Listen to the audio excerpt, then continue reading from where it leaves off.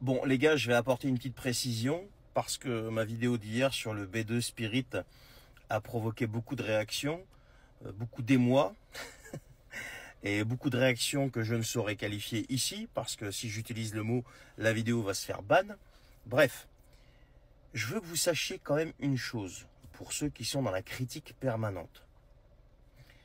Quand je fais une vidéo sur, par exemple, le B2 Spirit, je ne prends pas parti.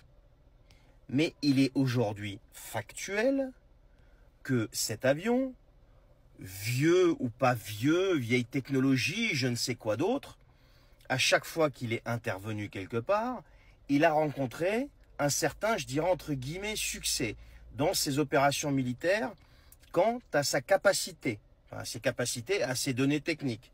Voilà. Maintenant, savoir si les vieux, si les Russes ont mieux, si les Iraniens ont mieux, si les Canadiens, si les types de la planète Mars ont mieux, je m'en fous en fait. Dans cette vidéo, je ne parlais que de l'avion et de ses compétences.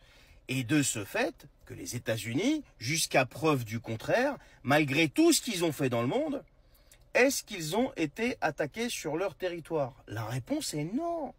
Donc vous pouvez me dire ce que vous voulez, c'est pas être pro-américain, c'est juste factuel. Et ce qui est marrant avec les gens qui viennent te critiquer en permanence et t'expliquer la vie, c'est que quand tu parles par exemple du B2 Spirit, oh là là, t'es un pro-américain.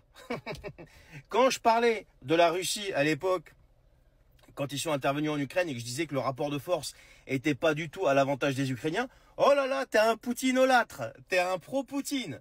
Non mais les gars, on peut plus parler de manière objective, de manière factuelle, sans qu'on soit tout de suite étiqueté ou rangé dans une cage? Est-ce que c'est beaucoup demandé à certaines personnes d'ouvrir un petit peu leur esprit et de regarder surtout les vidéos jusqu'au bout? Mais attends, j'ai quand même, en tant que Libanais, sachant que j'ai vécu quand même au Liban 11 ans, hein, et j'ai subi 2 invasions israéliennes, je te parle même pas des bombardements et tout le tintouin derrière, et toutes les horreurs qu'on a pu vivre, et sachant que ma famille, il n'y a pas si longtemps que ça, était encore sous les bombes israéliennes. Je veux dire, comment vous pouvez imaginer qu'un type comme moi soit un pro-Netanyahou? Mais j'ai entendu ça, et il y a des gens qui m'ont écrit, j'étais un pro-Netanyahou quand même. Non mais il faut le faire. Je vais vous raconter une petite anecdote. Pendant la guerre, quand ça tapait vraiment au Liban, j'étais avec mon oncle au téléphone. On était en train de parler au téléphone, hein, d'accord? Un soir. Ça avait l'air d'être calme. Et d'un coup, d'un seul, c'est tombé à 1 kilomètre à vol d'oiseau de là où il habite. J'étais avec lui au téléphone, j'ai entendu les bombardements israéliens tomber presque sur la tête de mon oncle. Et vous venez m'expliquer que je suis un pro-Netanyahou? Mais ça va pas ou quoi? Mais les gars, mais c'est un truc de malade. Arrêtez d'être arrêtez d'être superficiel. Je parle à ceux qui raisonnent de manière superficielle et qui balancent des commentaires comme ça à 2 balles. Tu sais, les haters, comme on dit. Arrêtez d'être superficiel.